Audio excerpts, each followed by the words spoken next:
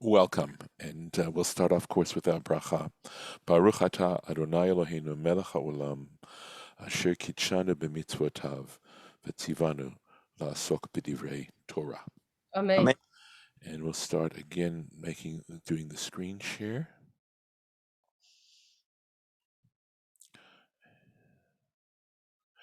And here we are. So here is where Judah is.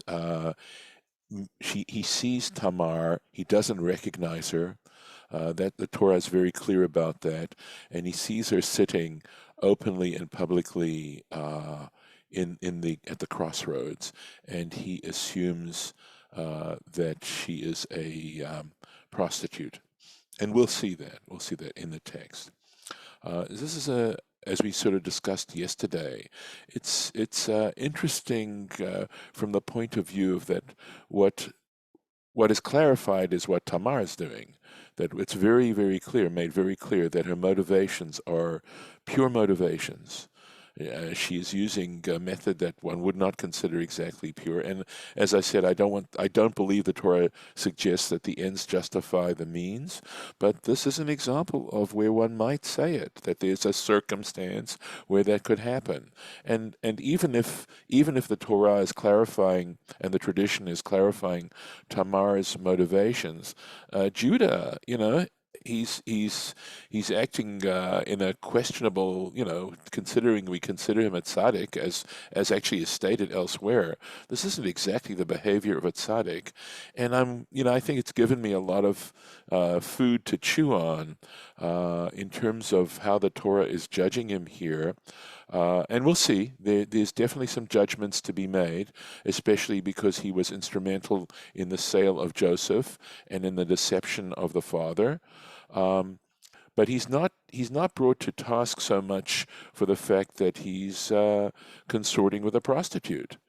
And I'm wondering to myself if there's a little bit of wiggle room, because the Torah wants it to be realistic and not so perfect, that people behave so perfectly that we just put them out of sight and say, forget it.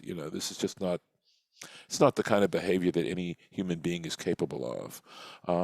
On the other hand, there's no question that the vector, the direction that we try to live our lives in a positive way, in a righteous way, in a compassionate way, in a loving and a respectful way, while we may not achieve perfection, nevertheless, if we are trying to perfect ourselves, in other words, the direction that we're heading in our lives is what counts perhaps more than anything else, if we're going to be realistic. So that's just some of the thoughts that this particular passage raises in my own mind as I try to meditate on it and think about the various dynamics involved in it. So we're going to go on now with the text itself. Vayireha, he saw her. So Judah saw her. Judah saw her. Vayachshaveha lazona, and he thought that she was a prostitute. Ki chista faneha, for she covered her face. Now, you might think that the reason he thought she was a prostitute is because she was covering her face, which should raise some interesting questions for us, because after all, isn't covering one's face an act of modesty? So there's some, we're going to see that there's some Rashi on this. Here we go. Down here. Vayachshaveha lezona. He considered her, he thought she was a prostitute. Lefi sheyoshevet beparshat rachim. The reason he thought she was a prostitute was here she was, sitting out in this public area. And generally speaking, in this particular culture, in these Middle Eastern cultures, the idea of a woman going out in public like this was considered to be disrespectful and the act of a prostitute.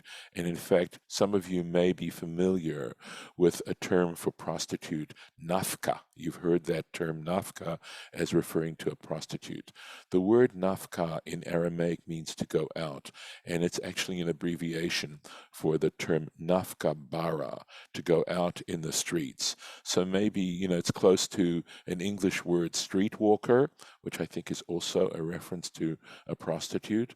So there's a sense of modesty that that is considered appropriate and that acting in the sort of public way is not considered is considered a kind of prostitution.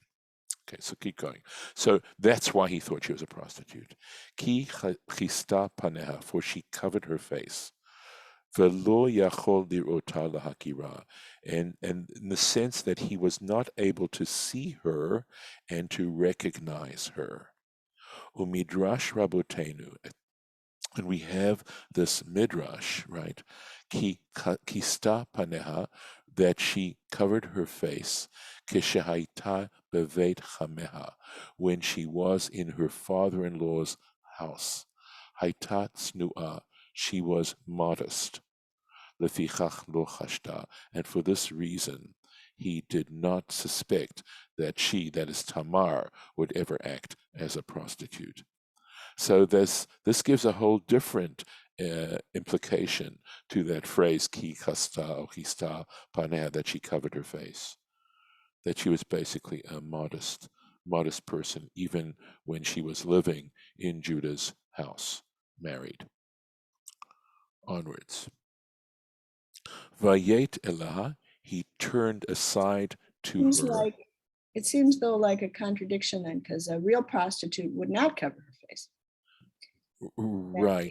If covering your face is a modest action, then a real prostitute would sit in the crossroads and not cover her face. Correct. Yeah, I was thinking the same, because if you were saying the whole purpose was that she was out in the public, but she's kind of hiding from the public if she has her face covered. Well, again, on the one hand, when you do something that is not that's somewhat reprehensible, you don't want to be recognized. So people do these things secretly. More sins are committed in secret than publicly. And so I don't think that's a compelling argument in terms of, the reason that she covered her face. But I think the idea is that, that we tend to be ashamed. We have an essential sense of shame, and so that's why she covered her face. I think she actually just covered her face so that he would not know who she was, because maybe she was covering her face. She was covering her face because she was not a prostitute. Well, she did want to have relations with him. She was hoping, she wanted to marry him. I mean, she needed a husband. Right. She wanted a husband from that family. He owed her a husband from that family. He wasn't paying his debt to her. Yes. So she said, I'm collecting my debt. I'm getting my husband. Correct. And I mean, she didn't really have any other way of getting what was owed to her. Correct. Absolutely. Right. But we're discussing now the methodology and how this might be understood. So right now it's because Judah doesn't realize it's Tamar. Had he recognized it was Tamar, he would not have done this. I mean, that seems to be what the Torah is trying to tell us. Rashi's pointing out that the reason why he thought she was a prostitute is because she was in public. But the fact that she covered her face, at least from the Rashi, we cannot infer that that's why he thought she was a prostitute. That was not the reason he thought she was a prostitute. But in fact, she was a modest person. So let's keep going, if we may. But I'm happy if there are other comments. Vayet aksa, he turned aside el haderech. He turned aside to her, to the way. So this is, again, Rashi's going to comment on this because the syntax and the wording here is a little bit confusing. So it's like something's missing. Vayomer, and he said, Havana, let me, something like that. Please let me, avo elayich, come to you. Ki lo yada, ki halatohi. He did not realize that she was his daughter-in-law. Vatomer, and she said, Ma titen li, what will you give me? Ki tavo elai, if you come to me.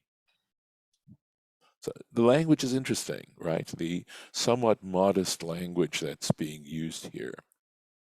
Let's go take a look. Vayet eleha el haderech. He turned aside to her, to the way, to the way. So he says, what this is saying, really saying, is when it says he turned aside, miderech shehayaba, from the way in which he was going, nata, he turned aside, el haderech asher hiba, to the way in which she was. So in other words, he was walking along, and then he turned aside and went up to her. Uvalshon las, and in a foreign language, détourner, right? Turn aside, of Lincoln.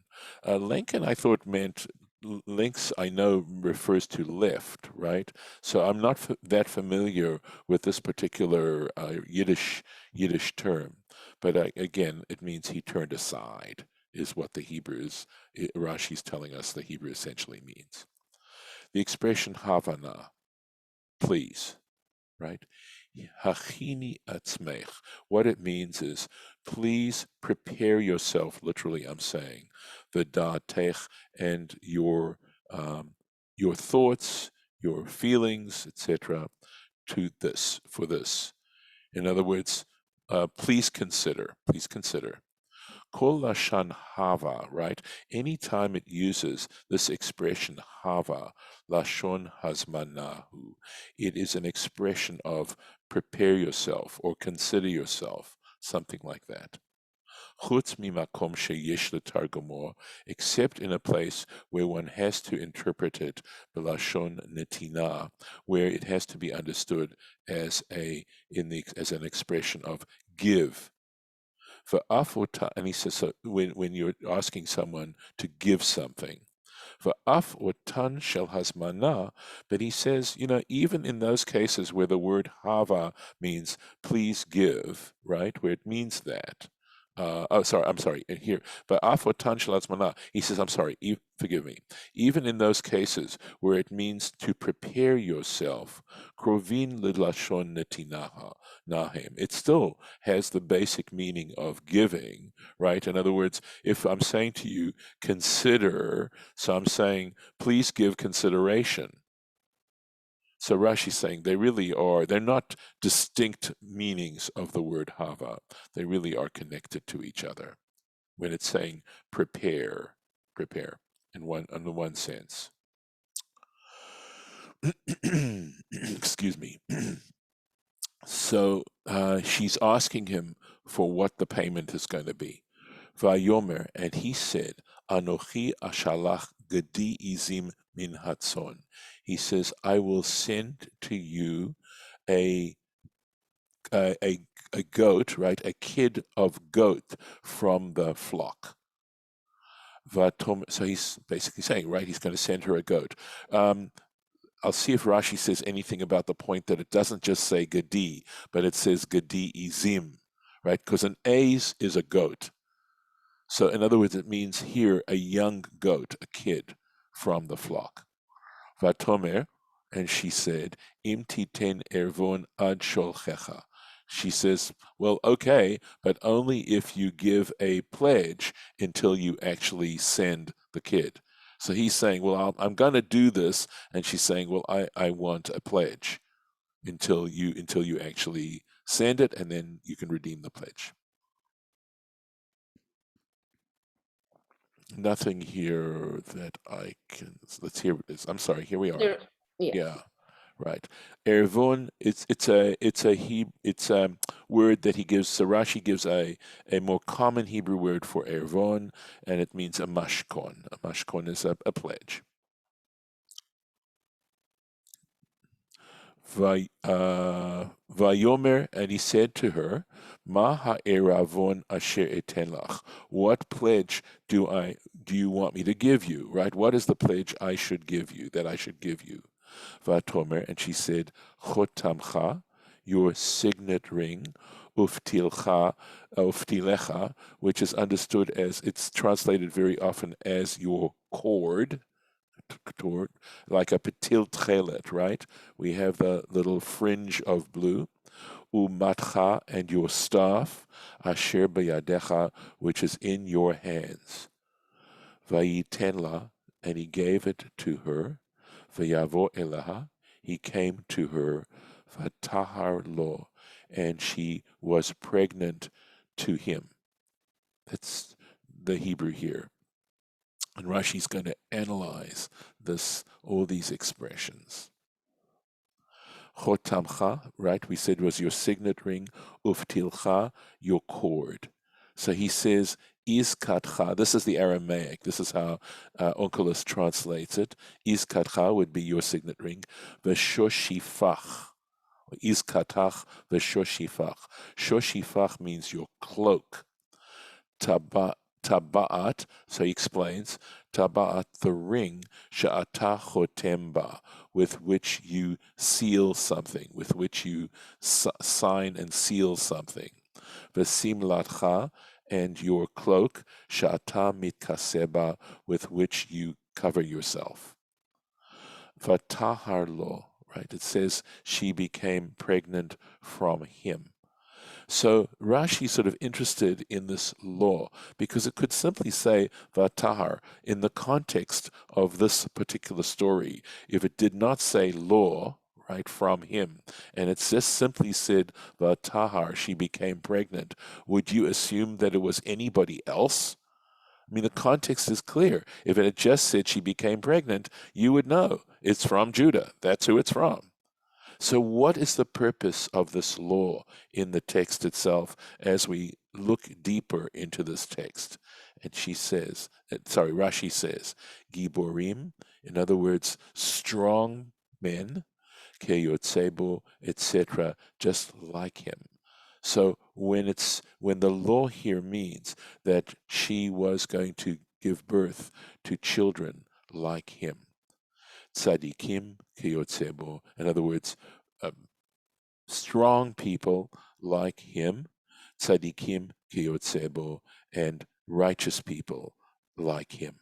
That's the law. That's the implication of the word law here. Just want to make sure. Okay, onwards. Vatakum vatelech, she arose and went.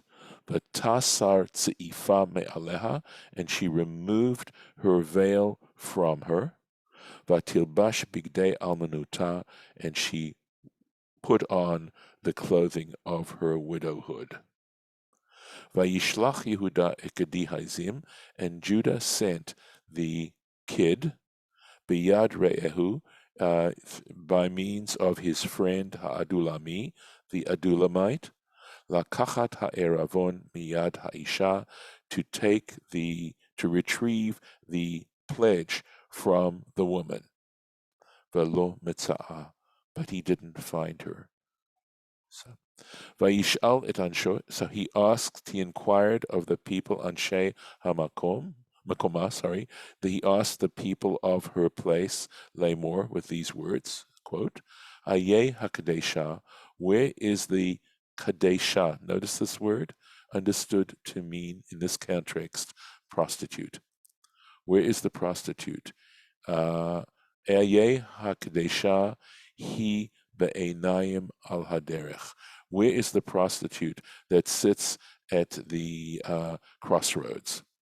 Vayomru, and they told him, Lo haita bazeh kadesha, there never was a prostitute that did this.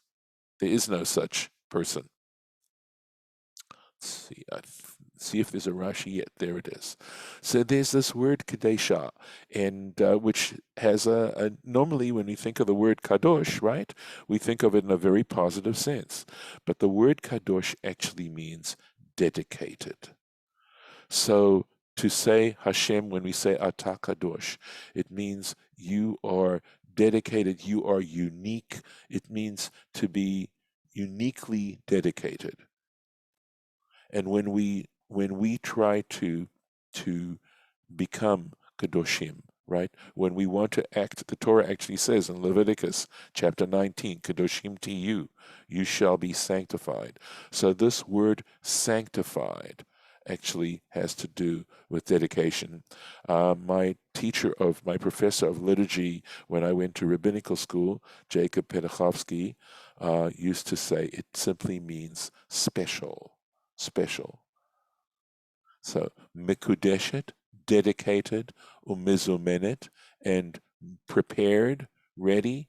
The znut, in this case, znut refers to prostitution, but zoneh actually means to turn away from proper behavior. In this particular case, when the word zoneh essentially means to turn away, but it means to cease to follow and turn away from decency is what it is, the fuller context of that word. Vayashov el Yehuda, so he returned to Judah. Vayomer, and he said, Lo mitzatiha, I didn't find her. V'gam anshe makom, and in fact the people of the place also Amru said, Lo heita vazeh kedesha, there never was a prostitute. Never existed. Didn't ever happen. Let's see if there's any Rashi. No Rashi on this. Vayomer Yehuda, and Judah said, Tikachla, let her take herself, literally in a way, okay? Let her take, pen nihye lavuz, lest we become a mockery, right? We're scorned. Hine shalachti hagdi hazeh. Look, I sent this goat. Va'ata lo mitzatiha, mitzata, but you did not find her. You didn't find her. So this expression tikachla is a little bit strange, right? Tikachla. Rashi is going to discuss that, right? Yeh tikachla, yeh shela ma shebeyada. So he's saying, let her keep what is in her hand. Let her keep what she's got. That's tikachla. Pen lavuz, lest we become a mockery. Im tevakshena od, if you keep on seeking her, if you keep looking for her, yit parsem hadavar, everybody's going to know about this. V'hiyegnai, and it'll be a shame. It'll be shameful. Kima alai la'asot, because what else can I do? Od, what else can I do? Le'amet dvarai, to, in fact, prove my words. In other words, to follow through on the promise I made that I would send her this kid. And everybody knows about this story. They're gonna, think ill of me. Hine shalachti, behold, here indeed I sent Hagadi Hazeh, this goat, ulefi, and now Rashi says, he looks back and takes a little bit of a long view on what's going on here. Ulefi sherima Yehuda et aviv, and because Judah cheated his father, bigdi izim, by means of a goat, a kid, shehid bil ketonet Yosef bedamo, because he had dipped Joseph's coat in its blood, rimuhu gam oto, he himself got cheated, bigdi izim, by means of a goat, a kid. So the Bereshit Rabbah here is in fact commenting, right, on the God's justice going on in the world. I am going to have to stop here, and so I'm going to pop in the little marking. I'm going to add a bookmark and also add this, and we'll put this in here. We're actually up here.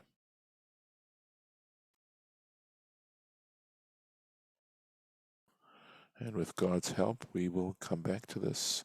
We'll come back to this tomorrow. And I'm going to stop the share and stop the recording and look forward to those who will return tomorrow to see this.